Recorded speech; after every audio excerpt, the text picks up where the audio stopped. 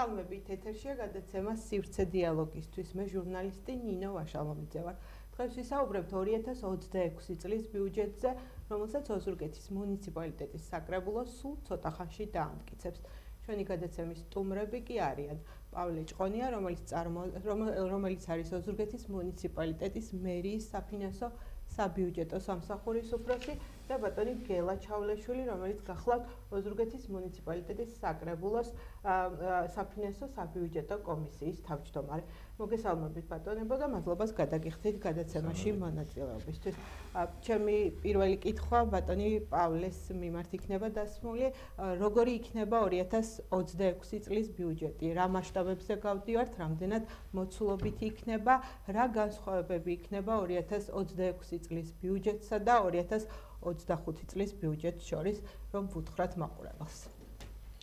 უპირველესად მადლობა მინდა გადაგიხადოთ მოწვევისთვის, მივესალმები ჩვენ მსმენელებს, მოქალაქეებს, რაც შეეხება 2026 წლის ბიუჯეტის პროექტს, ჩვენ კანონით დადგენილ ვადებში შევიტანეთ 2026 წლის ბიუჯეტი და პრიორიტეტების დოკუმენტი. რაც შეიძლება ითქვას, ეს არის 2026 წლის ბიუჯეტი 4 მილიონის ფარგლებში არის გაზრდილი წინა წლის ანალოგიური პერიოდის მაჩვენებელთან და 47 მილიონ 407,000 ლარით განისაზღვრება. ძირითადი პრიორიტეტები რაც არის, ეს არის ინფრასტრუქტურა, დასუფთავება და გარემოს დაცვა, განათლება, კულტურა, სპორტი და ახალგაზრდობა, სოციალური პროგრამები და ეკონომიკური განვითარება. ძირითადი გადასახადები, ასე ვთქვათ, რითაც ასე ვთქვათ,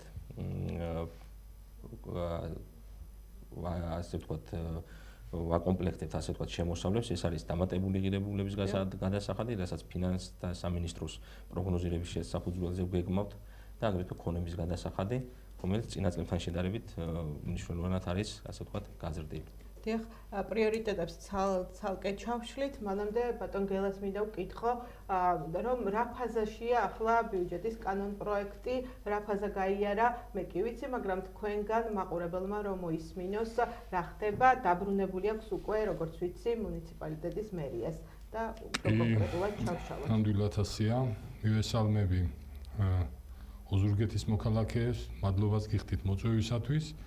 რაც შეეხება ფაზას, რა ფაზაშია ახლა ბიუჯეტის განხილვის პროცესი, კანონმდებლობასთან შესაბამის ვადაში იქნა წარმოდგენილი საკრებულოში პროექტი. პროექტი განხილული იქნა მუდმივმოქმედი კომისიების მიერ, ასევე ფრაქციების მიერ. გარკვეული შენიშვნები და რეკომენდაციები იქნა წარმოთქმული, გარკვეული შენიშვნები და რეკომენდაციები იქნა ჩამოწერილი და გადაგზავნილია მუნიციპალიტეტისთვის, მუნიციპალიტეტის მიერ დაუბრუნდა ეს პროექტი, გარკვეული შენიშვნები და რეკომენდაციებით, რომ ჩვენ ვიმედოვნებთ, რომ აღმასრულებელი გაითვალისწინებს ამ რეკომენდაციას ამთლიანად და ნაწილობრივ და შემდეგ შესაბამის ვადაში კვლავ წარმოადგენს ბიუჯეტს დასამტკიცებას. მოცულობაზე მის შინაარსობრივ ნაწილზე შემიძლია გითხრათ, რომ პირველი და განსაკუთრებული მახასიათებელი საერთოდ ბიუჯეტისა რაც არის, ეს არის მისი მოცულობა. მოცულობა ცალსახად უნდა ითქვას და ხაზგასმით უნდა ითქვას, რომ არის გაზრდილი, ბატონო პავლემ ძალიან აგიდეც დაასახელა ციფრი 4 მილიონ 7,000 ლარის მოცულობით არის გაზრდილი. ეს მნიშვნელოვანი ზრდაა. შესაბამისად პრიორიტეტებიც დასახელებული იქნა, ჩვენ აბსოლუტურად თანხმდები გვაქვს პრიორიტეტების თემაში, რომ მერს თავისი ხედვა აქვს, რა თქმა უნდა, წინასაარჩევნო კამპანიის დროს შესაბამისად წარმოდგენილი იქნა მისი ხედვები, მისი მომავლის პერსპექტივა კარგად იქნა ასახული მის მიერ. ჩვენს აბსოლუტური თანხმდები გვაქვს ამ თემაში. გვაქვს გარკვეული შენიშვნები ტექნიკურ მხარესთან მიმართებაში და რამდენიმე დასაკორექტირებელი თემაა, რომელიც ჩვენ თითოეული კომისიის და გამიმეორებ თითოეული ფრაქციის მოცულობით და მასშტაბით დაუბრუნეთ აღმასრულებელს შესაბამის ვადაში. აი, რეკომენდაციები ახსენეთ და შენიშვნები ძირითადად რა შეეხება, რომელ სფეროს, რომელ მიმართულებას და რასთან დაკავშირებით გაქვთ პრეტენზიები? პრეტენზიები ხომალდანად ხომია. ჩვენ უფრო რეკომენდაციის სახე გვაქვს. რეკომენდაციაში გვაქვს ასეთი ცალსახად აღნიშნავთ, რომ დადებითი ტენდენციაა, რომ ზრდაა, დადებითი ტენდენციაა, რომ თითქმის ყველა პრიორიტეტი იქნა გაზრდილი. გარკვეული რეკომენდაცია გვაქვს ინფრასტრუქტურის მიმართულებით, ინფრასტრუქტურაში გარკვეული მოცულობების ზრდაზე, უпростоრად მოცულობა აღნიშნული მოცულობის დაკონკრეტება გვინდა და ჩვენი რეკომენდაცია რომ ცალკეული ქვეპროგრამების დონეზე გაზრდილი იქნას ცალკეული ქვეპროგრამები. თორემ არის მთელი რიგი მაგალითად სოციალური მიმართულებით არის პროგრამები. აი, პროგრამები ინფრასტრუქტურასთან მიმართებაში. დიახ, პროგრამები ინფრასტრუქტურასთან მიმართებაში. აღწერილობით თქვენ როგორც საფინანსო საბიუჯეტო სამსახურის კომისიის ხელმძღვანელი, რამდენად კომუნიკაცია ვთქვათ ოპოზიციის წარმომადგენლებთან და რა საჟღერებენ ისინი? ანუ თქვენს კომისიაში არიან ისინი წარმოდგენილები, მათაც აქვთ, როგორც ვიცი, მე მათ ხმას ვახმიანებ ახლა და ვამბობ, მათაც აქვთ პრეტენზიები იგივე ინფრასტრუქტურასთან მიმართებაში დაფინანსების კუთხით. თქვენ რამდენად იცით და საქმის კურსში ხართ ამასთან დაკავშირებით და მათ პოზიციებს თუ დეტალებში ჩავალ მაშინ თქვენის ნებართვით ისე რომ მოსახლეობისთვის გასაგები იყო მოსახლეობისთვის გასაგები ენაზე ვეცდები თქვენი მონამორჩილი მონაწილეობდა ყველა კომისიის ხდომის მიმდინარეობისას ამ დებატებში მე რაც გავიგე თქვენ ოპოზიცია ახსენეთ და მისი მიმართულება და მათი აზრი. ერთადერთი რაც გავიგე მაგ იყო ის რომ ხარს არ დაუჭერს ერთ-ერთი ოპოზიციის ერთ-ერთი წარმომადგენელი ხარს არ დაუჭერს ახალ ბიუჯეტს. აპრიორი რომ ინფრასტრუქტურასთან მიმართებაში ქონდა პრეტენზიები რომ თანხის გაზრდას ითხოვდა. დიახ. მაგრამ აპრიორი იმის თქმა რომ ხარს არ დაუჭერს ჩემის აზრით საფუძველში მცდარია. პირველი ინფრასტრუქტურა შემცირებული რომ იყოს, შემცირებული რომ შემოვიდეს, ამას უნდა გარკვეული ახსნა. ამას უნდა გარკვეული მიმართულება, მაგალითად აღმასრულება ხელისუფლებას მერს მიაჩნია ასესორად, რომ ამ შემთხვევაში კონკრეტული მიმართულებით, თუნდაც კონკრეტული მიმართულებით ინფრასტრუქტურაში შეამციროს ცალკეული ხარჯები. მაგრამ სხვა მიმართულებით იგივე ინფრასტრუქტურაში და იგივე სოციალური მიმართულებით მას შეუძლია გაზარდოს ან იგივე დატოვოს ან იგივე მოცულობით დატოვოს. მაგრამ ახსნის შემთხვევაში აღწერილობითი ნაწილის ფორმირების დროს იქ უნდა იყოს აღწერილი რატომ მოხდა ეს. მხოლოდ ეს გვაქვს ჩვენ. ეს ახსნა საკმარისია ბატონო რა იმისთვის რომ თქვათ რატომ არ იზრდება თქვათ ინფრასტრუქტურული ბიუჯეტი, ინფრასტრუქტურის კუთხით ბიუჯეტი, როცა საუბრობთ იმაზე რომ აქ სხვა მომენტიცაა, როცა ჩვენ ვამბობთ რომ ინფრასტრუქტურის მიმართულებით, აი პრიორიტეტი ინფრასტრუქტურა რო ავიღოთ, ინფრასტრუქტურის მიმართულებით არ იზრდება ბიუჯეტი, ეს ერთ-ერთ შენიშვნად თვითონ ინფრასტრუქტურის კომისიის ფარგლებში გამოითქვა და წარდგენილი იქნა ეს შენიშვნა, მაგრამ ამას შეიძლება თავისი ახსნა ახლდეს თქო, ამას ვამბობ. ხომ მივხვდით? მაგრამ როცა ოპოზიცია ამბობს რომ აპრიორი ამას ხარს არ დაუჭერს, იმიტომ რომ ნახსენები იყო შრომაში, მაგალითად მე მახსოვს ასე იყო შრომაში და რაღაც კიდე სოფლები იყო ჩამოთვლილი, გზები მოუწესრიგებელია და აქედან გამომდინარე ეს იმას ნიშნავს, რომ დღევანდელი მასშტაბით წარმოდგენილი ინფრასტრუქტურაში წარმოდგენილი თანხა არ ითვალისწინებს იმ გზების და იმ ინფრასტრუქტურის მოწესრიგებას. არა, ნახეთ, სიღრმეში თუ კი ჩავალთ და სიღრმეებით თუ კი განსაზღვრავთ ამას, მივიღებთ ამას, რომ თითოეულ სოფელში, თითოეულ ლოკაციაზე აღწერის ფარგლებში და თუნდაც იქიდან გამომდინარე, რომ მე არ გამოურიცხავ, რომ გაიზარდოს ბიუჯეტის ახალ პროექტში, მაგრამ აპრიორი იმის თქმა, რომ ახალ ბიუჯეტს მე ხარს არ დაუჭერ, ჩემის აზრით, არავითარ შემთხვევაში ახალ ბიუჯეტს ამ მიმართულებით და ამ რაოდენობით და ინფრასტრუქტურაზე ამ გამოყოფილი თანხით, ასე ბრძანა მე ადვოკატად არ გამოვდგები ბატონო ოპოზიციონერის, მაგრამ მე ვამბობ იმას, რაც თქვა, ამ სახით წარმოდგენილ ბიუჯეტს ის ხარს არ დაუჭერს. მესმის, მე კიდევ ერთხელ გავიმეორებ და ვიტყვი. შემცირებასაც თავისი ახსნა აქვს. ჩვენ შემცირება რეკომენდაცია გავეცით რომ შემცირება კარგი იქნება თუ უფრო მეც გეტყვით რა. არაფინანსური აქტივების კლების მაჩვენებელი არაფინანსური აქტივების მაჩვენებელი უბრალოდ არაფინანსური აქტივების მაჩვენებელი საკმაოდ შეიძლება იყოს შემცირებული, მაგრამ ეს იმას არ ნიშნავს რომ წლის განმავლობაში ეს მაჩვენებელი არ იქნება იგივე რაც იყო 2019 25 რაც არის წლევანდელ ბიუჯეტში ან არ გაიზრდება. მე დამატებითად შემიძლია გითხრათ, რომ დადასტურებით შემიძლია გითხრათ, ძალიან დიდი თანხები, ძალიან მოცულობითი თანხები ოზურგეთის ბიუჯეტს დაემატება და ყველა ის პრეტენზია, რომელიც ოპოზიციის მხრიდან იყო გამოთქმული, რომ რაღაცები უნდა გაკეთდეს, ჩვენს აბსოლუტურად მანდ ვართ, უნდა გაკეთდეს და გეგმავთ კიდეზე და დაგეგმილი აქვს მე რამდენადაც ვიცი, მე სამის გაკეთება. აპრიორი შემიძლია გითხრათ, რომ ძალიან დიდი მოცულობით თანხები იქნება შემოსული ოზურგეთის ბიუჯეტში და ყველა ის საკითხი, რომელიც დასაფარავია ინფრასტრუქტურის მიმართულებით, დაიფარება და მე ძალიან მყარად მჯერა იმის და დარწმუნებული ვარ იმაში, რომ ბიუჯეტი, რომელიც უკვე შესაბამის ვადაში აგერ 10 დეკემბრამდე შემოვა ჩვენთან, იქ იქნება ბევრი რაღაც გათვალისწინებული და უფრო მეტიც მომავალში კიდევ უფრო დიდი თანხები შემოვა ინფრასტრუქტურის მიმართულებით ცენტრალური ბიუჯეტიდან, რაც მთლიანად დაფარავს ყველა იმ ჭყალებში პრეტენზიას, რომელიც ოპოზიცია აქვს ჩვენს მიმართ. მე ჩემი მხრიდან შემიძლია ურჩიო მხოლოდ და მხოლოდ თავისი ამომრჩევლის იმედები გაამართლონ და ამ ბიუჯეტსაც ხმა მისცენ. ბატონო პავლე, თუ გვიძლიათ გითხრათ, ვთქვათ, ბიუჯეტის პრიორიტეტები უფრო ჩაშლილად და იმაზე ისაუბროთ შენიშვნებთან დაკავშირებით, რამდენად იქნება გათვალისწინებული ის რეკომენდაციების შენიშვნები, რაც საკრებულოდან დაიდო. დიახ, მოგახსენებთ, ჩვენ კომისიებზე, ასე ვთქვათ, გავეცანი კონკრეტულად და იმ დაასკვნებს, ასე ვთქვათ, რეკომენდაციებს, რაც საკრებულოს კონკრეტული კომისიების მიერ რაც იყო წარმოდგენილი, საკითხი ახლა რაც შეეხება მე მოქალაქეებისთვის, ასე ვთქვათ, გასაგებად მინდა ვთქვა, რომ ესე იგი ის საკითხები, რაც არის თუნდაც ის ინფრასტრუქტურის კუთხით, მე განმარტებას გავაკეთებ ასეც, რომ 2025 წლის მაგალითად მიმდინარე წლის ბიუჯეტი განისაზღვრება 108.900.000 ლარით. აქედან 60.500.000 ლარი ამ ეტაპისთვის დაახლოებით არის ინფრასტრუქტურის სამუშაოები, რაც მოკლედ ხედავთ ამ ხელა ეს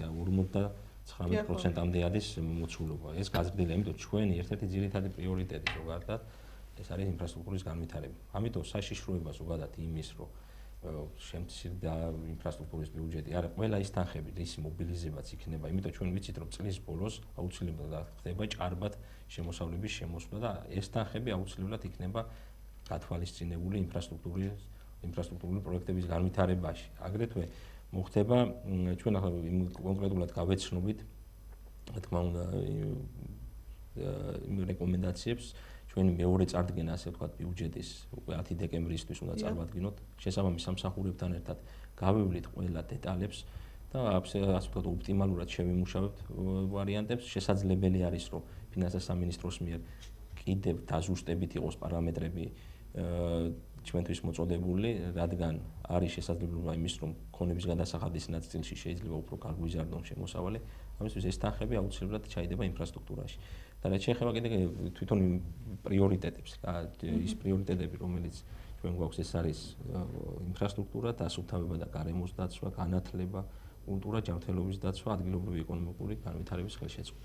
ჩვენ ვცდილობთ, რომ მაქსიმალურად, ესე იგი, ოპტიმალურად იყოს განაწილებული ეს თანხები, იმისთვის, რომ მოსახლეობის ხელმისაწვდომობის ზრდა კონკრეტულ პროგრამებზე მაქსიმალურად იყოს, ასე ვთქვათ, მოცული და ნებისმიერი, ასე ვთქვათ, მოთხოვნები, გამოწვევები, რაც არის მოსახლეობის მიმართ ეს. აი, ბატონო პავლე, შემოსავლები ძირითადად რა ნაწილიდან შემოდის? ძირითადად შემოსავლების ნაწილში არის დამატებული ღირებულების გადასახადი. ახლა მოკლედ რაც შეეხება ჩვენ, ასე ვთქვათ, 15 ივლისისთვის საბიუჯეტო კოდექსის შესაბამისად და შემდეგ უკვე 5 ოქტომბრისთვის საქართველოს ფინანსთა სამინისტროდან ვიღებთ ფისკალურ მონაცემებს, ძირითადად მაკროეკონომიკურ მაჩვენებლებს, როცა ესე იგი სახელმწიფო ბიუჯეტის კანონი შედის, ასე ვთქვათ, პარლამენტში პირველადი ვარიანტი, შესაბამისად ფისკალური მონაცემები, ასე მაკროეკონომიკური მაჩვენებლები, საბაზისო, ასე ვთქვათ, მთლიანი შიდა პროდუქტის თაობაზე შედის პარლამენტში, ეგ ასე გვეგზავნება ჩვენს და მომავალი წლისათვის, ესე იგი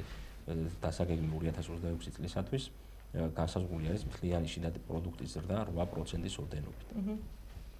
და შესაბამისად დამატებული ღირებულების გადასახადი დაახლოებით 8%-ის ფარგლებში იქნა მომატებული. რაც შეეხება ქონების გადასახადს, ჩვენ ვიცით, რომ აი წინა პერიოდში მოხდა, ასე ვთქვათ, მიწების გაფორმება, ხო, აი ხალხი მიიღო ერთგვარი და შესაბამისად ქონების ასე ვთქვათ, დარეგისტრირებამ ასე ვთქვათ, მზარდი შემოსავალი მისცა, ასე ვთქვათ, უზურგეთის მუნიციპალიტეტს, რაც თქმა უნდა, ეს ბიუჯეტში ჩაიდება ეს თანხები, ქონების გადასახადის 100% მუნიციპალიტეტს რჩება და თუმცა ძირითადად ჩვენი ბიუჯეტი ტრანსფერის ჩვენი ძირითადად ადრე ითვლებოდა როგორც ტრანსფერად, ეხლა როგორც საკუთარ შემოსავლებს ისე ითვლება, ასე ვთქვათ, იმ განაწილების მიხედვით დამატებული ღირებულების გადასახადის ესე 20% ჯამში ნაწილდება მთლიან ყველა მუნიციპალიტეტზე და აქედან 1.55% არის უზურგეთის მუნიციპალიტეტის წილი და შესაბამისად ეს თანხა თანხმობრივად შეადგენს 31.465.000 ლარს ამ ეტაპზე.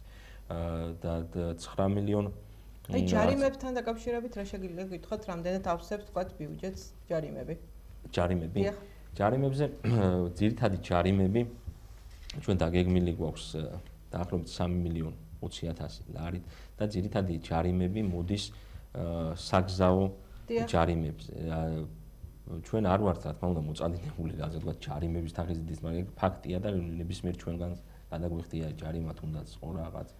ძირითადად ამ ჯარიმების წილი იზრდება ხოლმე აი ტურისტული სეზონის ასე ვთქვათ ბუმი როცა არის, ხო აი საფხულის პერიოდში თვეებში, იმიტომ ვთქვათ შემოდის ხალხი რაღაც ხდება ხოლმე ჯარიმები და ამ თანხით გინდა არ გინდა ხდება და ამ პროცენტობით ესე იგი განაწილების პროცენტით 65-35-ზე ასე არის პროპორცია, ნაწილი სახელმწიფო ბიუჯეტში მიდის, ნაწილი ჩვენთან რჩება და ერთგვარი ჩვენთვის დამატებითი შემოსავლის წყაროა, რაც ასე ვთქვათ გვაძლევს იმის საშუალებას, რომ ბიუჯეტში რაღაცა ესე დამატებები შევიტანო. არის თუ არა მიმართულება კიდევ ინფრასტრუქტურის გარდა, რომელშიც თქვა თანხები მცირდება, ბატონო გელა, თქვენს მინდა მითხრათ და თქვენი რეკომენდაციები კიდევ ერთხელ გააჟღეროთ ბიუჯეტთან მიმართებაში. ყველა პრიორიტეტი კიდე სხვა პრიორიტეტებზე მკითხეთ, ყველა პრიორიტეტი იზრდება აბსოლუტურად. შემიძლია დეტალურად მოგახსენოთ. მაგალითად, დასუფთავება და გარემოს დაცვის ღონისძიებები 900.000 ლარით იზრდება. განათლების პრიორიტეტი 1.525.000 ლარით იზრდება. კულტურა, ახალგაზრდობა და სპორტის სფერო 1.899.000 ლარით იზრდება. მოსახლეობის ჯანმრთელობის დაცვა, სოციალური დაცვის მიმართულებები 90.000 ლარით იზრდება. ადგილობრივი ეკონომიკური განვითარების ხელშეწყობის პროგრამა 75.000 ლარით იზრდება. ეს ცალსახად დადებითი ტენდენციაა. აი განათლებაში მაგალითად გაზრდილი თანხა რას ნიშნავს, ბატონო პავლე, რო უთხრათ მაყურებელს, საუბარია იმაზე, რომ სკოლების მიმართულებაც გემატებათ, როგორც ვიცი, და რას მოხმარდება ეს თანხა? ამ ეტაპზე რაც შეეხება სკოლების დამატებას არის საუბარი, თუმცა ამ ეტაპისთვის ბიუჯეტში ეგ თანხები გათვალისწინებული არ არის, იმიტომ აი კონკრეტულად მაგ საკითხზე თქვათ ამ განათლების სამინისტროსთან ჯერ არ ყოფილა კონკრეტულად თუ რა დონეზე შეიძლება დელეგირება გადმოეცეს მუნიციპალიტეტს არ ყოფილა, თუმცა სად ვართ ჩვენ კონსულტაციებისთვის ამ ნაწილში განათლებაში ჯერ სკოლების თანხები ჩადებული არ არის, ძირითადად ეს ეხება განათლების ის სფეროებს, როგორც არის სკოლამდელი განათლება, სკოლამდელი განათლებაში მნიშვნელოვნად გავზარდეთ თანხები და ეს ეხება ძირითადად ბაღების რეაბილიტაციას თუ ხალხასებს. ძირითადად შიდა საკითხების გაუმჯობესებას, ასე ვთქვათ, მასწავლებლების გადამზადებას, ასე კვების უფრო ასე ვთქვათ, საერთაშორისო სტანდარტებთან უფრო ასე ვთქვათ, მიახლოებას, უფრო გაზრდას, ასე ვთქვათ, იმ მოცულობის კვების რაციონის, ასე ვთქვათ, უფრო შესაბამისობაში მოყვანას. ჩვენ ვიცით, რომ აი ბაღებში დანერგილია ახალი სისტემები შესაბამისად, რაც საერთაშორისო სტანდარტებთან არის დაკავშირებული და რაც შეეხება ისე ბაღების რეაბილიტაციას, ნაწილობრივ ჩვენ შეგვიძლია რაღაც თანხები აი ლოკალურ მცირე სარეაბილიტაციო სამუშაოებზე იყოს გათვლილი. აგრეთვე სხვა განათლების კუთხით დამატება ჩვენ გვაქვს მნიშვნელოვანი პროგრამები, რომლებიც წარმატებულ, ასე ვთქვათ, აბიტურიენტებს აძლევს საშუალებას, რომ მიეცეს დახმარება, ასე ვთქვათ, წინა წელს გვქონდა ჩვენ როგორც მერის სტიპენდია და ეს გაგრძელდება შემდგომშიც, ასევე წარმატებულ მოსწავლეებს, რომლებიც ვთქვათ, მაღალ ქულას მოიპოვებენ 3.000 ლარიანი დახმარებები იქნება გათვალისწინებული, აგრეთვე 1.500 ლარი იქნება თითო სკოლაზე, აგრეთვე არის არაფორმალური განათლების კუთხით სხვადასხვა მიმართულებები, რაც ასე ვთქვათ, ნებისმიერ სურვილს, ასე ვთქვათ, მისცემს საშუალებას, რომ განათლების კუთხით რაღაცა ჩვენი მხრიდან თქვათ მიექცეს ყურადღება და დაფინანსება. ახსენეთ სოციალური სფერო, სოციალური პაკეტები, რამდენად არის გაზრდილი,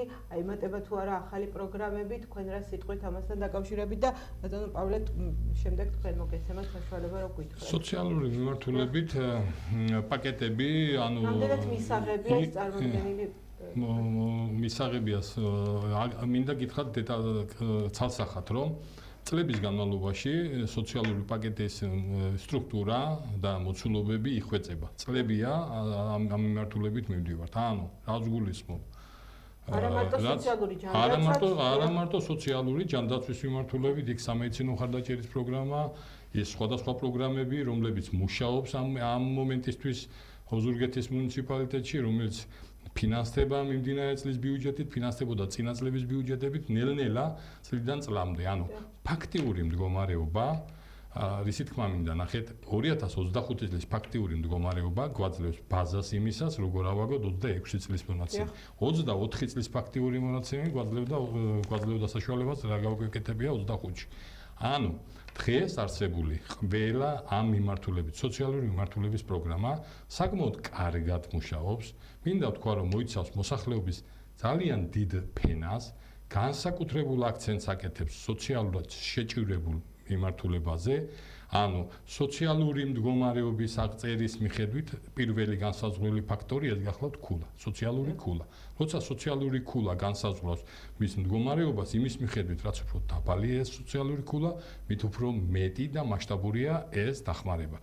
როგორც სოციალური მიმართულებით, როგორც დემოგრაფიული მიმართულებით, ასევე ჯანდაცვის მიმართულებით და რისი თქმა მინდა, ნახეთ, აღმასრულებელმა ცალსახად აღსანიშნავია ეს ფაქტი, რომ შემოიტანა გაზრდილი სოციალური მიმართულება, გაზრდილი ჯანდაცვის მიმართულება, რასაც ჩვენ ცალსახად დაუჭერთ მხარს და რატომ ნახეთ, არის გარკვეული შემთხვევები, როდესაც პროგრამის ერთ შემთხვევაში ადამიანი მოქალაქე მოგუმართავს ერთი პროგრამის ფარგლებში ეხმარება მას ბიუჯეტი, მეორეჯერ მომართვის შემთხვევაში უკვე შეიძლება იმ მიმართულებით კონკრეტულად ის ქვეპროგრამა ვერ დაეხმარება, ეხმარებოდა მეორე. ნახეთ, ეხლა კიდევ უფრო დაიხვეწა, მე როგორც შევხედე და როგორც დავინახე წარმოდგენილ ბიუჯეტში დაიხვეწა უფრო ეს პროგრამები, როგორც ხარისხობრივი მაჩვენებლით, ისე მოცულობითი მაჩვენებლით, სოციალური და ეს ინფორმაციები რამდენად მივა რიგით მოქალაქეებამდე და რამდენად იქნებიან ინფორმირებულები იმასთან დაკავშირებით, თუ რა პროგრამებია მუნიციპალიტეტში, მერიაში და რითი სარგებლობის საშუალება ექნება რიგით მოქალაქეებს. დიახ, მოგახსენებთ ასე მთავარი დატვირთვა სოციალური კუთხით ვიცით, რომ სოციალურად ჯანდაცვის პროგრამებზე მოდის. ჩვენთან მოქმედებს სხვადასხვა პროგრამები, 13 პროგრამა არის, აქედან 5 არის სოციალური კუთხით, ეს არის მოქალაქეთა დახმარება, ონკოლოგიური პაციენტების დახმარება, თირკმლის უკმარისობა, გადაუდებელი. ემატება თუ არა პროგრამები და ან თანხები იზრდება თუ არა რამდენი? თანხები დაახლოებით 120.000 ლარით არის გაზრდილი წინა წელთან შედარებით. მოკლედ, ეხლა როგორ ხდება მომართვიანობიდან გამომდინარე, რაც ასე ვთქვათ, ანალიზის საფუძველზე, წინა წლების ანალიზის საფუძველზე ვაკეთებთ, ასე ვთქვათ, ანალიზს, თუ რა მუხლებზე იყო მომართვიანობა გაზრდილი და ამის შესაბამისად ვახდენთ ოპტიმიზაციას, რომ კონკრეტულ მუხლებში თანხა ასე ოპტიმალურად იყოს განაწილებული. თუ ვთქვათ, ნახავთ, რომ ვთქვათ, წინა წელს რაღაცა მუხლზე, ვთქვათ, შეიძლება ზედმეტად ჰქონდა ჩადებული თანხა, რომელიც შეიძლება სხვა მუხლებს ისე მოხმარდეს კი არ მოაკლდეს, ზოგადად მთლიან სოციალურ პაკეტს, ასე ვთქვათ, დაემატოს იმ მუხლს, სადაც ვთქვათ, ასე ვთქვათ, შეიქმნა წლის ბოლოს, ვთქვათ, დეფიციტი, აი ამ შემთხვევაში ამის მიხედვით ვაკეთებთ ოპტიმიზაციას და რაც შეეხება თვითონ იმ პროგრამებზე დეტალურად, როცა ბიუჯეტის, ასე ვთქვათ, მეორე წარდგენა იქნება, ჩვენ აუცილებლად მივაწოდებთ მოქალაქეებს, ვამზადებთ მოქალაქეთა გზამკვლევს, სადაც აი ყველა პროგრამის, ნებისმიერი პროგრამის შესახებ იქნება ასე ვთქვათ ხელმისაწვდომი მარტივად გასაგებენებზე არსებული ინფორმაცია. ეს გამოქვეყნება ჩვენს ვებ გვერდზეც, Facebook გვერდზე და შესაბამისად ეს ბროშურების სახით დაიბეჭდება და შესაძლებელი იქნება ნებისმიერ ადმინისტრაციულ, ასე ვთქვათ, საჯარო სივრცეში, ასე ვთქვათ, სადაც იქნება განთავსებული ჩვენი ადმინისტრაციები, იქნება და მოქალაქე შეუძლია მივიდეს და აიღოს და ნახოს. დამატებით ვიტყვი, რომ სარეზერვო ფონდი, ეგრეთ წოდებული მერის სარეზერვო ფონდი, იგივე მოცულობით რჩება მიუხედავად იმისა, რომ კანონმდებლობა ითვალისწინებს შესაძლებელია გაცილებით უფრო დიდი იყოს, ორჯერ, სამჯერ უფრო დიდი იყო, არა, იგივე მოცულობაში რჩება, ეს გახლავთ 350,000 ლარით და საერზერვო ფონდი მთლიანი ბიუჯეტის გაზრდის პირობებში, როცა იგივე რჩება, ეს ცალსახად დადებით ტენდენცია. თუმცა იზრდება ადმინისტრაციული ხარჯებიც გასულ წელთან შედარებით და ამასთან დაკავშირებით რა შეიძლება თქვათ იმ ფონზე, როცა ვსაუბრობთ თქვათ ინფრასტრუქტურას არ ემატება, ან იმდენად არ ემატება, ამასთან დაკავშირებით მოქალაქეებს სულ აქვთ კითხვები და არ შემიძლია რომ არ დავსვა. საინტერესო კითხვა, მე მოკლედ შემიძლია გიპასუხოთ ასე. მიმართულება ხელისუფლების მიმართულება, ცენტრალური ხელისუფლების მიმართულება ის არის, რომ გაიზარდოს ადმინისტრაციული ხარჯები, ადმინისტრაციული ხარჯებში პირველ რიგში ხელფასების გულისხმობ კონკრეტული მოცულობით, კონკრეტული მასშტაბით, სწორედ იმ კონკრეტული მოცულობით და მასშტაბით იქნება გაზრდილი, როგორც არის სახელმწიფო პროგრამაში. გასაგებია, აქ ვახსენე მოქალაქეთა ჩართულობა, ანუ მოქალაქეები და მოქალაქეთა ჩართულობა.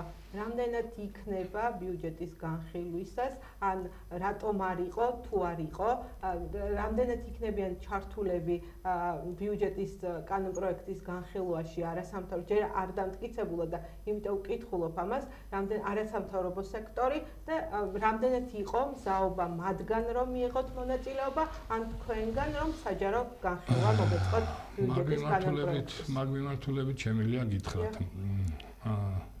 არა პირველი წელია და წლებია რომ საკრებულოში ვარ შესაბამის კომისიაში წევრი მაინც წლებია ხელმძღვანელი ვარ და პირველი შემთხვევაა როცა არასამთავრობო სექტორიდან არ შემოსულა წინააღმდეგი რეკომენდაციები ყოველ შემთხვევაში ჩემ დონემდე ჯერ არ მოსულა არც თუ იშვიათად მოდიოდა არასამთავრობო სექტორიდან პირველ რიგში მათი დაინტერესებაც უნდა იყოს ჩემის აზრით და შენიშვნები რეკომენდაციები მოდიოდა და ჩვენ როცა აღმასრულებელ ხელისუფლებას უბრუნებდით შენიშვნები და რეკომენდაციები, იქ აუცილებლად უთითებდით. მინახავს სხვადასხვა საჯარო სივრცეში განხილული საჯარო ბიუჯეტის კანონპროექტი.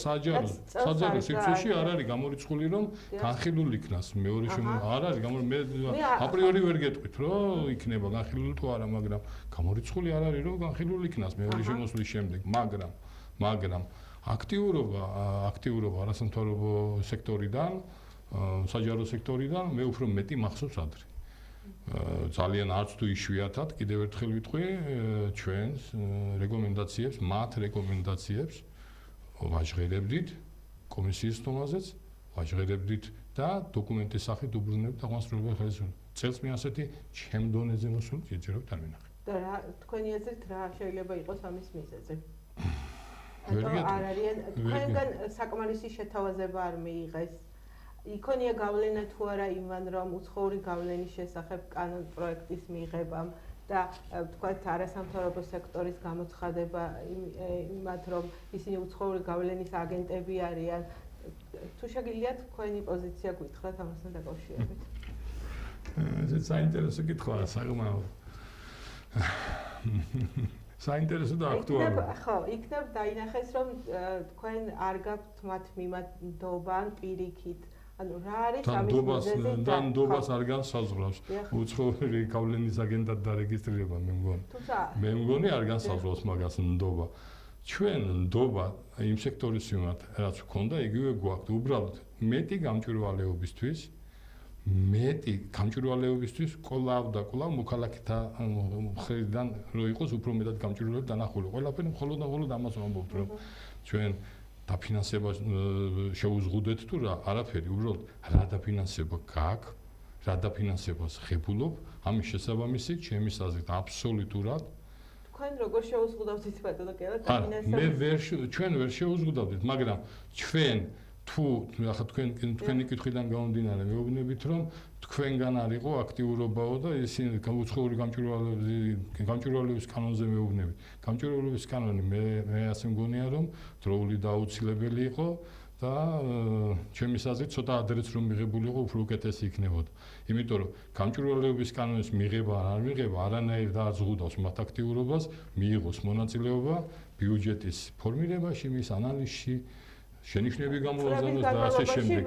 მე არასამთავრობო სექტორის ადვოკატად ვერ გამოვდგები, მთლიანად მათ, მაგრამ მინდა გითხრათ, რომ ისინი ზრუნავდნენ, როგორც ვიცით, არაერთი პროექტი არის ამის დამამტკიცებელი, რომ ოზურგეთის საკრებულო გამჭვირვალობაზე, ღიაობაზე, იმაზე, რომ თქვათ მოქალაქეებს მისულოდათ ინფორმაცია საკრებულოს ხდომების გამართვასთან დაკავშირებით, სახლში ყოფილიყვნენ და ეცქირათ იმისთვის, რომ როგორ მიმდინარეობს საკრებულოს ხდომები. ამ ყველაფერში ჩართული იყო, როგორც ვიცი, არასამთავრობო სექტორი, თავიანთი პროექტებით და დონორი ორგანიზაციებით და თქვენ ამას არაერთ გზის აღნიშნავდით, აქვე უნდა ითქვას. ქალბატონო ნინო, რაც თქვენ ბრძანეთ ეხლა მოქალაქეებს დღესაც შეუძლიათ ადევნონ თვალის საკრებულოს თომებს და ეს არის არასამთავრობო სექტორის მიერ განხორციელებული ჩვენ კიდევ ერთხელ ვამბობ, ხაზგასმით ვამბობ, რომ ყველა იმ მიმართულებაზე, რაც საჯაროებას, გამჭვირვალობას ზრდის, დღესაც მოხარული ვარ და თუ კიდევ უფრო გაიზრდება, ამ საწინააღმდეგო არაფერი არ აქვს.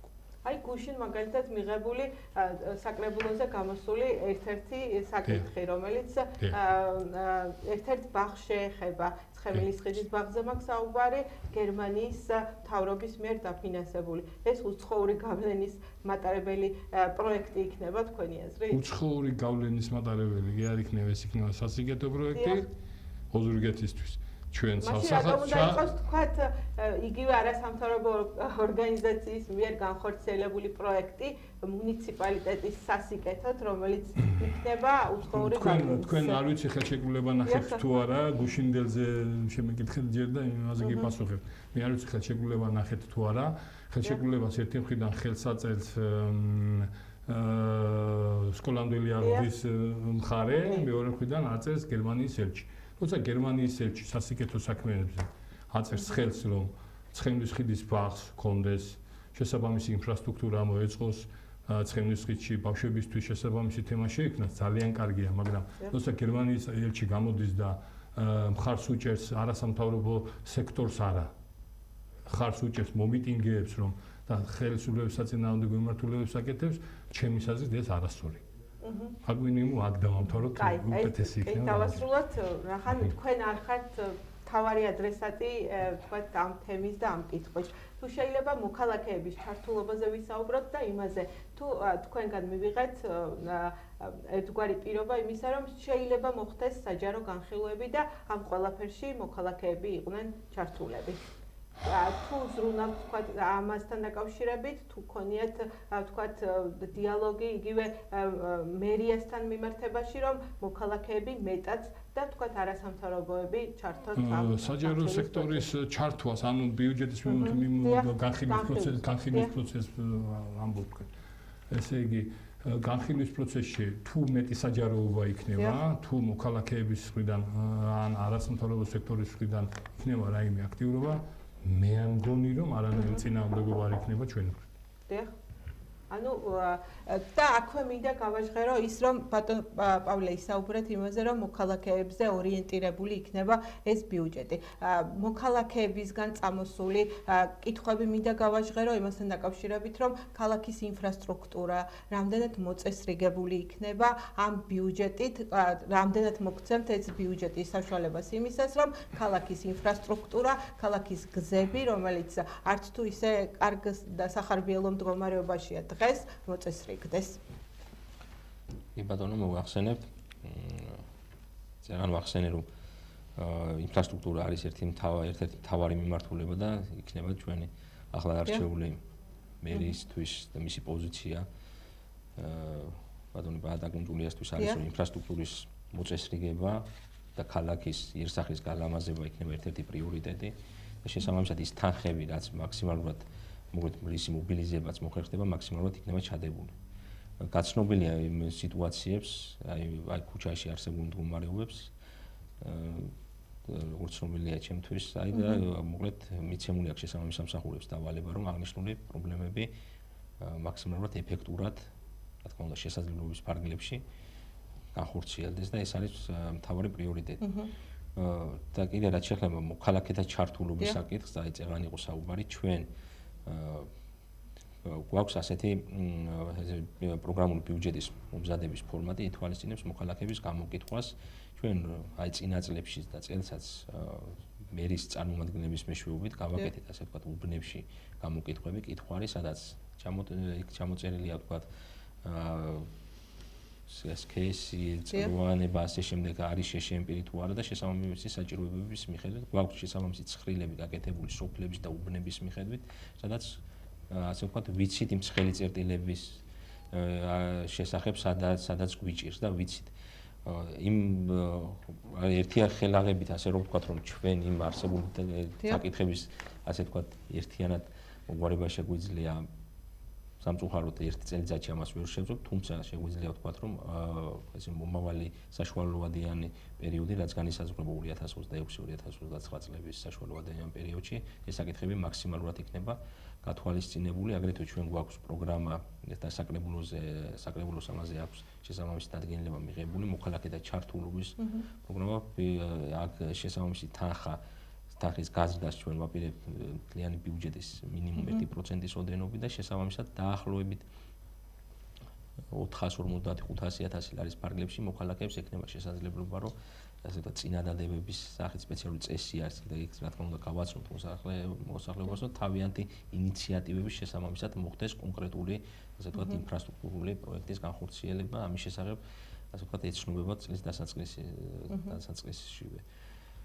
ბატონ გელა, მაყურებელს რა უთხრათ, კიდევ რა პროცედურები რჩება საბოლოო სახემდე დამტკიცებამდე ბიუჯეტს თუ შეიძლება ეს უთხრათ მაყურებელს და რას ეტყვით კიდევ იმასთან დაკავშირებით იქნება თუ არა ეს ბიუჯეტი ორიენტირებული ხალხზე, მოქალაქეებზე, მათ ინტერესებზე, მათ პრიორიტეტებზე. მოგახსენებთ. შემდეგი კითხვა მექნება თქვენთანაც და დავასრულოთ. შემდეგი ეტაპები რაც უნდა გაიაროს პროექტმა ამ ჩვენს მიერ გაგზავნილი შენიშვნების და რეკომენდაციების შემდეგ გარკვეულწილად ამდენად გაითვალისწინებენ ან არ გაითვალისწინებენ თუ არ გაითვალისწინებენ შესაბამისი ახსნა განმარტებებით შემოვა ახალი საბიუჯეტო განაცხადი ეს საბიუჯეტო განაცხადი კვლავ განხილული იქნება ყველა მუდმივმოქმედი კომისიის მიერ განხილული იქნება თითოეული ფრაქციის სტომაზე შესაბამისი დასკვნები დაიდება შემდეგ უკვე ამ დასკვნებიდან გამომდინარე გავა საკრებულოს სტომაზე და ძალიან დიდი იმედი მაქვს რომ საკრებულოს სტომაზე ერთმანეთ იქნება მიღებული რაც შეეხება მის მიმართულებებს და მის მასშტაბებს ცალსახად მე ჩვენი საუბრის დასაწყისში მოგახსენეთ რომ თავარი მანიშნებელი იმისა რომ ბიუჯეტი იქნება გაზრდილი ეს არის ის რომ აპრიორი რომ 4 მილიონზე მეტით არის გაზრდილი ერთ-ერთი მთავარი მანიშნებელი ისიც არის რომ თითქმის ყველა პრიორიტეტი გაზრდილია და ორიენტირებულია ამ პრიორიტეტების უკეთ ამუშავებაზე ორიენტირებული იქნება უზურგეთის მოქალაქეებზე მათი ყოფითი და მათი სხვადასხვა მოთხოვნილებების უკეთ დასაკმაყოფილებლად დიდი მადლობა. თქვენ რა სიტყვით ბატონო პავლე ამასთან დაკავშირებით? დიახ, მოგეთ როგორც ვიცით, ესე შენიშვნებით და რეკომენდაციებით დაბრუნდა ბიუჯეტი ჩვენ 10 დეკემბრამდე, ასე ვთქვათ, კანონით გათვალისწინებულ ასე ვთქვათ ფარგლებში, ჩვენი კალენდარი გვაქვს, ასე ვთქვათ, საბიუჯეტო კალენდარი ამის მიხედვით ამის ფარგლებში მოქმედებთ 10 დეკემბრამდე წარვადგენთ სამსახურებთან ერთად, რა თქმა უნდა, მერის ხელმძღვანელობით გაკეთდება აღნიშნულ საკითხებზე მსჯელობა, ის რეკომენდაციები რომელიც იქნება, ასე ვთქვათ, შევაჯერებთ, ვფიქრობ, რომ მნიშვნელოვანი ნაწილი ამ რეკომენდაციების იქნება გათვალისწინებული, ვთქვათ, რომელსაც რაღაც მიზეზების გამო შესაძლებელია, ვთქვათ, ვერ გავითვალისწინოთ, ამაზე შესაბამისი ახსნა განმარტებები წარიდგინება საკრებულოს. ძალიან დიდი მადლობა. მადლობა კიდევ ერთხელ ბატონებო მობრძანებისთვის, დროის გამონახვისთვის და ჩვენთან სტუდიაში საუბრისთვის. მაყურებელს კი შევახსენებ, რომ ჩვენი გადაცემის სტუმრები იყვნენ ოზურგეთის მუნიციპალიტეტის მერიის საფინანსო